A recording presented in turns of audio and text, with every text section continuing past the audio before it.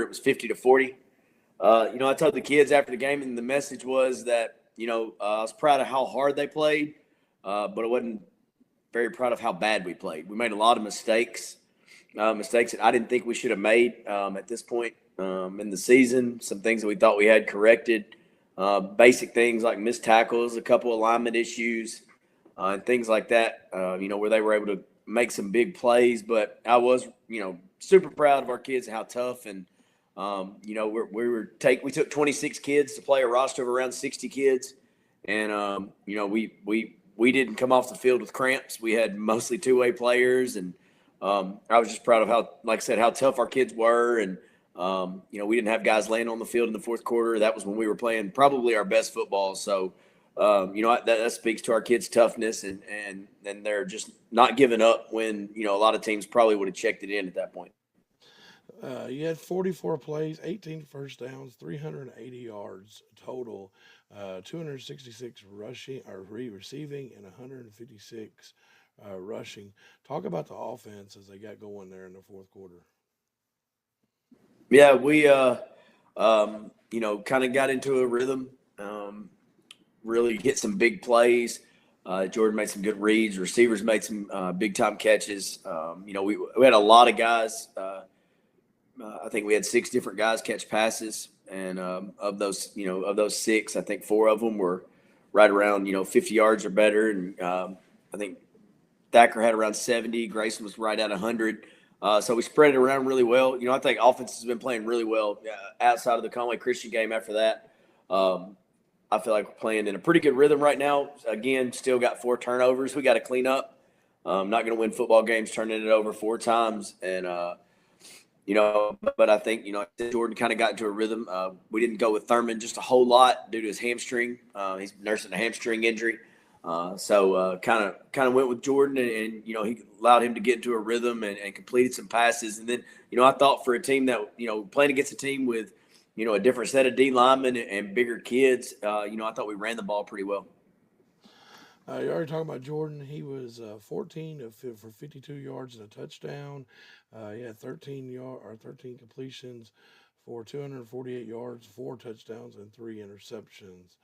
Oakley Smith had another big game, 3 catches for 40 yards. Bryson Thacker, you've been talking about getting Bryson started. He had 3 catches for 70 yards, 2 touchdowns. Talked about Bryson's night there. Yeah, he made some really good catches.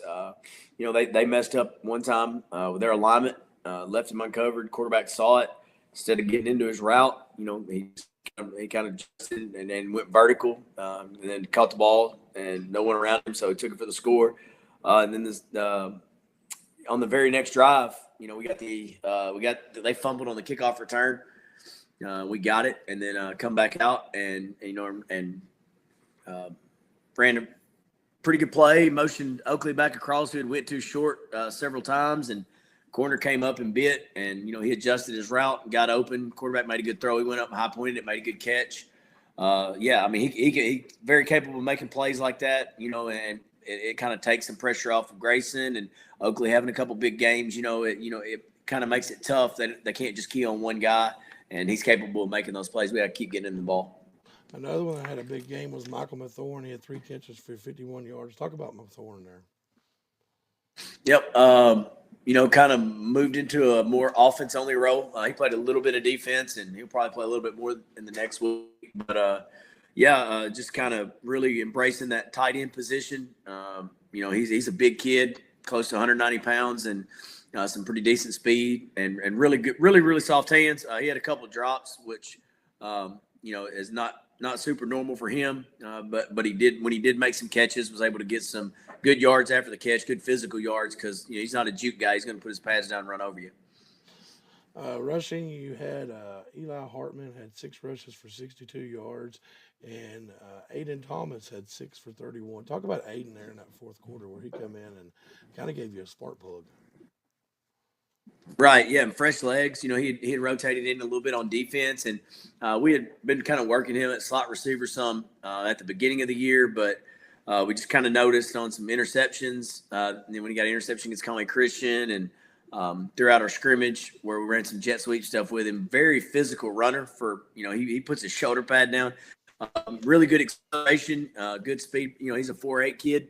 Kind of gives us a change of pace from Eli. It's a little bit different. So kind of, wanted to give him some spot carries throughout the game. And right there in the fourth quarter, they were cramping a little bit and they were having to sub some guys. So, we went with him with some fresh legs and he had some big runs for us. Let's turn over to the defensive side of the ball. Kyler Locke had another big game. Talk about Kyler there. Yeah, Kyler's gonna, he's gonna make plays. I think he had 14 tackles. And they did a really good job up front, and we knew he was probably going to get blocked some. They kind of keyed their H-back and fullback in certain sets to make sure they went straight to him. Whereas normally, they had kind of used those guys to kick and wrap some guards, but Kyler's pretty quick to fill and fit sometimes, and before those guards can get there. So a good game plan. Sending the H-back to him, kind of making sure they locked him and make someone else make the tackle. And they had some big plays because of it, but we kind of adjusted a little bit and got to where we could keep blockers, keep them off of him. But even so, with him getting blocked most of the night, still had a big game, 14 tackles, had a tackle for a loss and had a sack. So, one of them was on a big fourth down to stop them and get us the ball back when they were in their red zone. So, yeah, you're going to get that out of him. He's going to probably be double-digit tackles every week. Keying off on defense there, we'll roll right into our player of the week this week is Grayson Ely. Had a 30-yard touchdown interception. He was 4 for 97 with 2 touchdowns. Talk about Big Grayson there.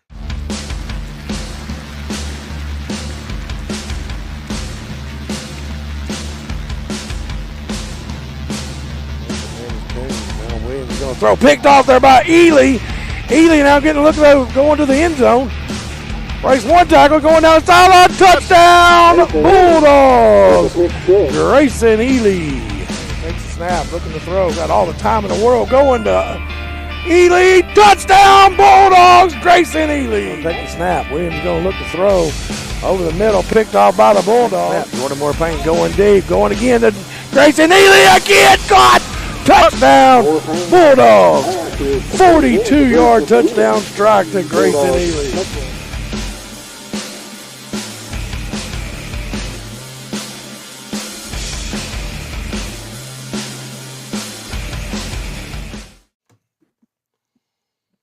Yep, two passes over the top where he was able to get vertical, and then he caught another one, underneath. One in double coverage. He went up for it. They walk away. I still thought, I got on him. I was like, yeah, I expected him double coverage.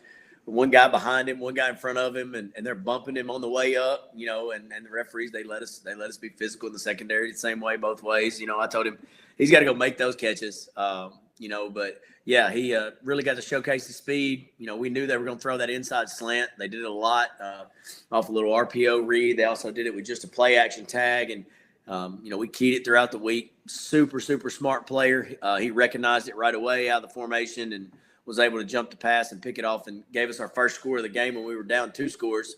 It kind of gave us a little spark, and then, again, 2 big catches over the top. And like I said, with his speed, he's going to get behind most defenses, that try to roll safeties down and don't play with somebody on him and then somebody over the top. He's going to be able to find some holes, and when he catches it, he can make big plays in space. All right, Coach. No game this Friday night. Bye week. What's Coach going to do on bye week? No, we still got 2 games this week. Pee Wee plays tonight, and then junior high will host Salem on Thursday. So we're kind of giving again, we do bye weeks different every single week. So we tried to. We're going to practice today and work on some corrections. We did a big film session yesterday, and, we'll probably get a little bit of a start on Newport on Thursday. We're going to give the kids Wednesday off just to watch a little bit of film from practice today and make sure we're good on our corrections. And then we'll give them Friday off as well. Just probably hit the weight room and do some sprinting and then send them home. And then maybe, just maybe, I might get to go check some cameras and put some corn out and kind of get ready for deer season. Just maybe. Just maybe. All right, Coach. No show next week because of the bye week. We'll be back on leading up to the Newport game. Thanks, and appreciate you getting on with me tonight.